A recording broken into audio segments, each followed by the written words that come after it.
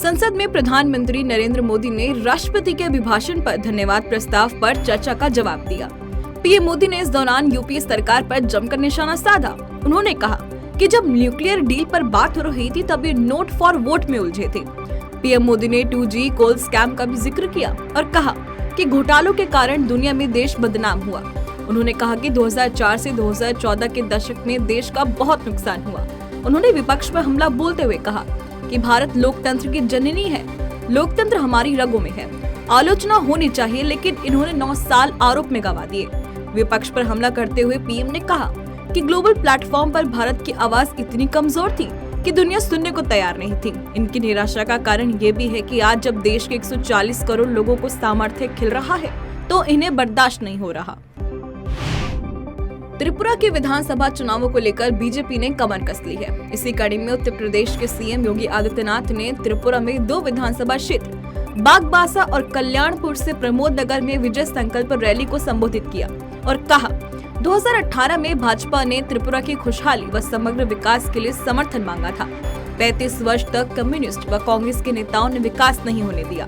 CM योगी ने आगे कहा कि यह दोनों पार्टियां नौजवानों को बेरोजगार, किसानों को बदहाल बनाने के साथ मां बहनों की सुरक्षा को खतरे में डाल रही थी। योगी ने कहा कि पहली बार बनी भाजपा की डबल इंजन की सरकार ने बिना भेदभाव के लोगों को शासन की योजनाओं का लाभ दिया। महिलाओं को नौकरी में 33% तक आरक्षण देना चमत्कार है। केंद्रीय गृह मंत्री अमित शाह ने गृह मंत्रालय के संसदीय सलाहकार समिति की बैठक की अध्यक्षता की। इस दौरान उन्होंने कहा कि आत्मनिर्भर नए भारत में हिंसा और वामपंथी चरमपंथ के विचारों के लिए कोई स्थान नहीं है। उन्होंने कहा कि करीब 4 दशकों में पहली बार 2022 में नक्सली घटनाओं में 100 से कम असैन्य नागरिकों और सुरक्षा बलों के कर्मियों की मौत हुई थी और 2010 के मुकाबले 2022 तक वामपंथी चरमपंथ की घटनाओं में 76% की कमी आई है। शाह ने कहा वामपंथी उग्रवाद प्रभावित जिलों की संख्या भी 90 से घटकर 45 रह गई है। तो वहीं वर्ष 2019 से अब तक वामपंथी उग्रवाद प्रभावित इलाकों में 175 नए कैंप स्थापित कर सुरक्षा बलों को बहुत बड़ी कामयाबी मिली है। ब्रिटेन के विदेश मंत्री जेम्स क्लेवरली और भारतीय समकक्ष एस जयशंकर के बीच फोन पर बातचीत हुई। विदेश मंत्री जयशंकर ने ट्वीट कर कहा कि द्विपक्षीय संबंधों की समीक्षा के अलावा भारत की G20 की अध्यक्षता के एजेंडे पर चर्चा की गई है। दोनों देशों के विदेश मंत्रियों के बीच टेलीफोन पर यह बात ऐसे समय में हुई है जब अगले महीने 1 और 2 मार्च को G20 के विदेश मंत्रियों की बैठक में भाग लेने के लिए क्लेवरली भारत पहुंच सकते हैं। बता दें कि भारत और ब्रिटेन दोनों देश ने महत्वाकांक्षी व्यापार सौदे के लिए 6 दौर की वार्ता पूरी कर ली है और जल्द ही अगला दौर शुरू होने वाला है। दोनों पक्षों ने जनवरी 2022 में मुक्त व्यापार समझौते के लिए बातचीत शुरू की थी। श्रीलंका के प्रधानमंत्री दिनेश गुणवर्धने ने भारत को संकट के समय श्रीलंका का सबसे बड़ा मित्र बताया है।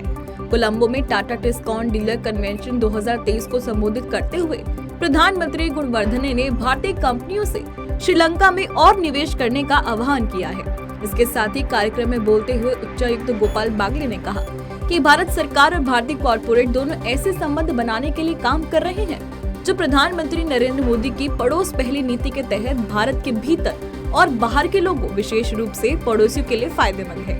उच्चायुक्त ने कहा कि दोनों सरकारें व्यापार संबंधों को बढ़ावा दे रही हैं। चीन सीमा पर विकास कार्य को लेकर विदेश मंत्री एस जयशंकर का बड़ा बयान आया है। उन्होंने कहा कि सीमावर्ती क्षेत्रों में बुनियादी ढांचे का विकास देश की तैयारी की चाबी है। ये सुरक्षा के लिहाज से जरूरी है। उन्होंने कहा कि 2014 में सत्ता में आने के बाद से मोदी सरकार का मुख्य फोकस विकास करना है। विदेश मंत्री एस जयशंकर ने कहा चीन सीमा पर 2008 से 14 के बीच निर्मित सड़कें 3610 किलोमीटर थी, जो 2014 से 22 के बीच 6806 किलोमीटर हो गई है। 2014 से पहले चीन सीमा पर सिर्फ 7.3 किलोमीटर के पुल बनाए गए थे, जो मोदी सरकार में बढ़कर 23.5 किलोमीटर तक पहुंच चुके हैं। दिल्ली के एक निजी होटल में स्काई UTM को लॉन्च करने के बाद केंद्रीय सड़क परिवहन और राजमार्ग मंत्री नितिन गडकरी ने लोगों को संबोधित किया और कहा कि डिफेंस में मिसाइल को ले जाने वाले ड्रोन बनाए जा रहे हैं, यानी देश में जल्द ही ड्रोन से मिसाइल भी भेजी जा सकेगी। ड्रोन भविष्य में काफी मददगार साबित होगा। पहाड़ी क्षेत्रों में सामान की ढुलाई के लिए कारगर रहेगा। ड्रोन बनाने वाली कंपनी को नितिन गडकरी ने सुझाव दिया जबकि अभी ड्रोन में लिथियम बैटरी से चलने वाले इंजन का प्रयोग हो रहा है। इसमें फ्लेक्सिबल इंजन का प्रयोग होना चाहिए, जिसमें बैटरी के साथ ईंधन के रूप में एथेनॉल का प्रयोग हो सके। इसके ड्रोन संचालन में आने वाला खर्च भी घटेगा, साथ ही अन्य लाभ भी होंगे। बेंगलुरु में आयोजित एक एशियाई मंत्री स्तरीय सम्मेलन के समापन पर केंद्रीय मंत्री हरदीप सिंह पुरी ने संबोधन दिया और कहा कि भारत का विकास वैश्विक विकास को गति देगा, क्योंकि भारत दुनिया की सबसे तेजी से बढ़ती अर्थव्यवस्था है। उन्होंने कहा कि 2045 तक भारत की ऊर्जा मांग 3.77 करोड़ बैरल प्रति दिन होगी, जो 2021 में 1.86 करोड़ बैरल प्रतिदिन थी। साथ ही कहा कि भारत के लिए ऊर्जा सुरक्षा सर्वोपरि है। उन्होंने गैस आधारित व्यवस्था के रूप में विकसित करने, जीवाश्म ईंधन के स्वच्छ उपयोग, 2030 तक 450 गीगावाट के नवीकरणीय ऊर्जा लक्ष्य को प्राप्त करने, जैव ईंधन पर अधिक निर्भरता बढ़ाने, बिजली के योगदान में वृद्धि और हाइड्रोजन जैसे उभरते ईंधन को लेकर भारत की योजनाओं की भी जानकारी दी।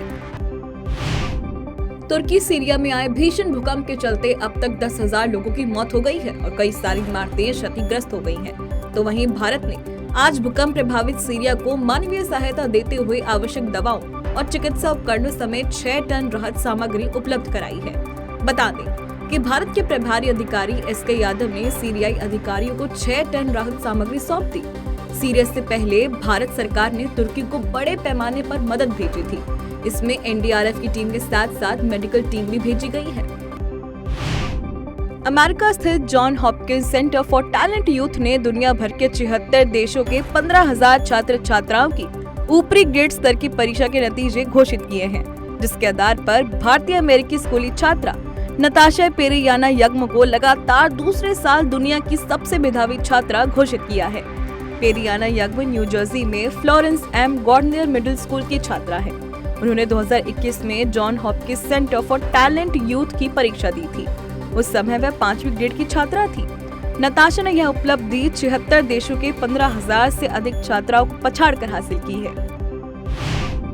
जम्मू कश्मीर पुलिस के हाथ बड़ी सफलता लगी है। पुलिस ने श्रीनगर से प्रतिबंधित आतंकी संगठन लश्कर-ए-तैयबा के 3 आतंकवादी सहयोगियों को गिरफ्तार किया है। उनके कब्जे से 31.65 लाख की नकद राशि और अन्य सामग्री बरामद की गई है। पुलिस के अनुसार आरोपियों से पूछताछ की गई तो पता चला कि श्रीनगर में अपने कैडर को मजबूत करने के लिए धन जुटाने का निर्देश पाकिस्तान से आया था। जांच के दौरान आरोपियों से उक्त राशि, एक मोबाइल फोन, लश्कर के लेटर पैड के 3 पन्ने बरामद हुए हैं। आरोपियों की पहचान सोईटेंग निवासी उमर आदिल डार, सालिक महराज और कुर्सू राजबाग निवासी बिलाल अहमद सिद्दीकी के रूप में हुई है। दिल्ली शराब नीति मामले में सीबीआई ने तेलंगाना के CM KCR की बेटी के पूर्व चार्टर्ड अकाउंटेंट को गिरफ्तार किया है। केंद्रीय एजेंसी ने जानकारी दी कि सीबीआई ने दिल्ली आबकारी नीति के निर्माण और कार्यान्वयन में कथित भूमिका और हैदराबाद स्थित थोक और खुदरा लाइसेंस धारियों और उनके लाभार्थी मालिकों को गलत लाभ पहुंचाने के आरोप में हैदराबाद स्थित चार्टर्ड अकाउंटेंट बूची बाबू गोरंटला को गिरफ्तार किया है। सीबीआई ने कहा कि कविता के पूर्व ऑडिटर बूची बाबू इस मामले में साउथ ग्रुप का प्रतिनिधित्व करते हैं। उधर ईडी ने आज दिल्ली की आबकारी नीति में अनियमितताओं से जुड़ी मनी लॉन्ड्रिंग मामले में पंजाब के व्यवसायी गौतम मल्होत्रा को भी गिरफ्तार किया है। मध्य प्रदेश में अब से बेटियों को भी अनुकंपा पर नौकरी मिल सकेगी। शिवराज सरकार ने कैबिनेट बैठक में इस फैसले पर अपनी मोहर लगा दी है। सरकार ने 29 सितंबर 2014 को अनुकंपा से संबंधित प्रावधानों को लेकर जो निर्णय हुआ था, उसमें सरकार ने जरूरी संशोधन की बात भी की। कैबिनेट की बैठक में फैसला भी लिया गया कि अनुकंपा नियुक्ति के लिए बेटा और बेटी को समान अधिकार है, चाहे बेटी की शादी ही क्यों न हो गई हो। बता दें, पहले सरकारी अधिकारी कर्मचारी की मृत्यु के बाद बेटे को ही अनुकंपा नियुक्ति प्रदान की जाती थी। नए फैसले के बाद अब बेटियों को भी अधिकार दे दिया गया है। दिल्ली आबकारी घोटाले में नाम आने के बाद डिप्टी सीएम मनीष सिसोदिया की मुश्किलें कम होने का नाम नहीं ले रही हैं। अब एक और मामले में उनका नाम सामने आया है। दिल्ली सरकार द्वारा बनाई गई फीडबैक यूनिट को लेकर सीबीआई ने विजिलेंस विभाग को अपनी रिपोर्ट सौंपी है। इसके अनुसार मनीष सिसोदिया पर विपक्षी दलों में जासूसी करने का आरोप लगा है, क्योंकि इस यूनिट के हेड मनीष सिसोदिया थे और इसके गठन का मकसद था सरकार के विभागों में भ्रष्टाचार पर निगरानी रखना। लेकिन आरोप ये लगा है कि यह यूनिट सरकार के विभागों पर निगरानी रखने के बजाय विपक्षी दलों की गतिविधियों पर निगरानी रखने लगी। अब इस मामले में सीबीआई दिल्ली के डिप्टी सीएम पर केस चलाने की अनुमति चाहती है। माना जा रहा है कि इसलिए दिल्ली के उपराज्यपाल विनय कुमार सक्सेना ने राष्ट्रपति को पत्र लिखकर मनीष सिसोदिया पर केस चलाने की अनुमति मांगी है। आरबीआई गवर्नर शक्तिकांत दास ने नई रेपो रेट को लेकर प्रेस कॉन्फ्रेंस की। शक्तिकांत दास ने बताया कि आरबीआई ने रेपो रेट में 0.25% की बढ़ोतरी कर दी है। रेपो रेट में लगातार छठी बार केंद्रीय बैंक ने वृद्धि की है, यानी अब रेपो रेट को 6.25% से बढ़ाकर 6.50% कर दिया है। केंद्रीय बैंक के गवर्नर ने कहा कि बीते 3 वर्षों के दौरान वैश्विक परिस्थितियों के कारण दुनिया भर के बैंकों को ब्याज दरों में बढ़ोतरी का फैसला लेना पड़ा है। महंगाई पर नियंत्रण के लिए कठिन फैसले जरूरी थे। महंगाई पर बोलते हुए आरबीआई गवर्नर ने कहा, वित्त वर्ष 2023 में महंगाई दर 6.7% से घटकर 6.5% रह सकती है। वित्त वर्ष 2024 में रियल जीडीपी ग्रोथ 6.4% हो सकती है। दूध उत्पादन के मामले में भारत दुनिया का नंबर 1 देश बन चुका है। केंद्रीय मत्स्य पालन, पशुपालन और डेयरी मंत्री परषोत्तम रुपाला ने लोकसभा को बताया कि भारत दुनिया में सबसे अधिक दूध उत्पादक वाला देश बन गया है। तो वही खाद्य और कृषि संगठन कॉर्पोरेट सांख्यिकी डाटाबेस के उत्पादन आंकड़ों के अनुसार भारत वर्ष 2021 से 22 में वैश्विक दुग्ध उत्पादन में 24% योगदान देने वाला दुनिया का सबसे अधिक दुग्ध उत्पादक देश है। उन्होंने आगे कहा कि भारत के दूध उत्पादन में पिछले 8 वर्षों के दौरान वर्ष 2014 से 15 और 2021 से 22 के दौरान 51% की वृद्धि दर्ज की गई है और वर्ष 2021 से 22 में बढ़कर दूध उत्पादन 22 करोड़ टन हो गई है। भारत और ऑस्ट्रेलिया की टीमों ने भारतीय पिचों को देखते हुए गेंदबाजी आक्रमण को धार देने के लिए 4 चांस स्पिनरों को टीम में शामिल किया है। मेजबान टीम की ओर से अनुभवी रविचंद्र अश्विन, रविंद्र जडेजा, कुलदीप यादव और अक्षर पटेल हैं। तो ऑस्ट्रेलियाई स्पिनरों की अगुवाई नाथन लियोन करेंगे। उनका साथ देने के लिए एश्टन आगर, मिशेल स्विप्सन और युवा टर्ड मर्फी होंगे। टर्ड मर्फी ने यूं तो अभी अंतर्राष्ट्रीय टेस्ट क्रिकेट नहीं खेला है, लेकिन उन्होंने घरेलू क्रिकेट में काफी प्रभावी प्रदर्शन किया। बता दें कि 9 फरवरी से दोनों देशों के बीच पहला टेस्ट मैच नागपुर के विद्यापीठ क्रिकेट एसोसिएशन स्टेडियम में खेला जाएगा।